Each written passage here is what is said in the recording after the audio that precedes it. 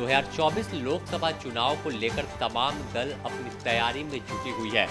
झारखंड की क्षेत्रीय पार्टी से लेकर नेशनल पार्टी तक तमाम जगहों पर बूथ स्तर से लेकर राजधानी तक अपने संगठन को मजबूती करने पर जोर दे रही है। इसमें झारखंड में एनसीपी भी पीछे नहीं है। लगातार कार्यकर्ताओं के साथ बैठक जारी है और किस तरह से 2024 के चुनाव में एक मजबूत संगठन के रूप में झारखंड में एनसीपी उभर कर आए, इसकी तैयारी एनसीपी प्रदेश अध्यक्ष कमलेश सिंह कर रहे हैं।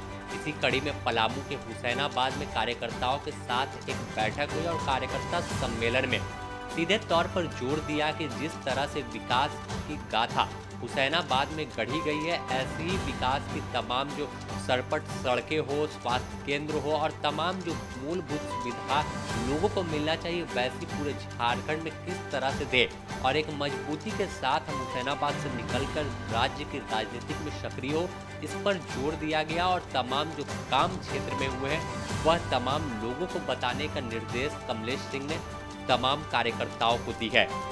आज हम इसका शुरुआत कर रहे हैं अपने क्षेत्र हुसैनाबाद हरिहरगंज से और पूरे झारखंड में हर जिला में यह भ्रमण का कार्यक्रम शुरुआत है।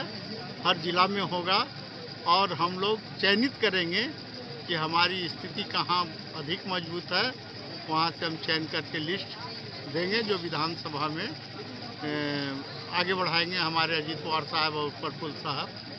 और हमें उम्मीद है कि एनसीपी बहुत अच्छा प्रदर्शन करेगी। को मजबूत करना हमारा लक्ष्य है और हम लोग लक्ष्य के अनुरूप ही काम करेंगे। लोकसभा चाहे विधानसभा, जब हम लोग एनडीए के साथ जुड़े हैं तो अपनी पूरी ईमानदारी और निष्ठा से हम लोग काम करेंगे। मतलब एनसीपी झारखंड में लोकसभा चुनाव भी लड़ेगी। यह हमारे सुप्रीमो के जो निर्देश होगा उसका पालन किया जाएगा।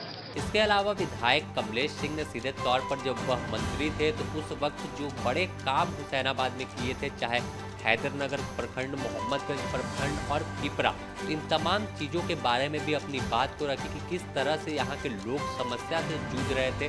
बिजली की समस्या थी, महीनों में बिजली आती थी तो लोग खुशी से झूमते थे। इसके बाद उन्होंने सोचा कि यहाँ पर तमाम जो सब स्टेशन है वो बन जाएगा तो बिजली की सूरत बदल जाएगी। उसके बाद से उस समय 20 से 22 घंटे बिजली रहने लगी थी। इसके अलावा कई सड़कें जो जर्जर थी उसको किस तरह से काम कराया उसे भी याद दिलाया है। मोहम्मदगंज है, अगर मोहम्मदगंज को हम प्रखंड नहीं बनाए तो फिर वहाँ की जनता कहेगा कि केवल हैदरनगर को कैसे बना दिए, मोहम्मदगंज छोड़ दिए। हमने मोहम्मदगंज को भी प्रखंड बना दिए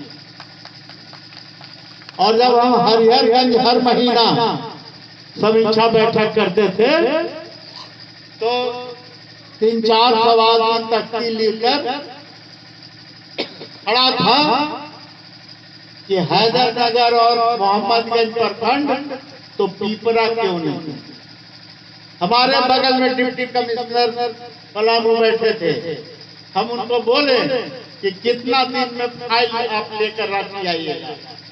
बोले कि सर 15 दिन, आपके 20 दिन दिए आपको, आप फाइल लेकर आइए, हम पिपरा को ही प्रखंड बना देंगे और हम अपने वादा पूरा किए। तो सीधे तौर पर एनसीपी जिस तरह से रेस में दिख रही है और 2024 के चुनाव में नजर कई सीटों पर है।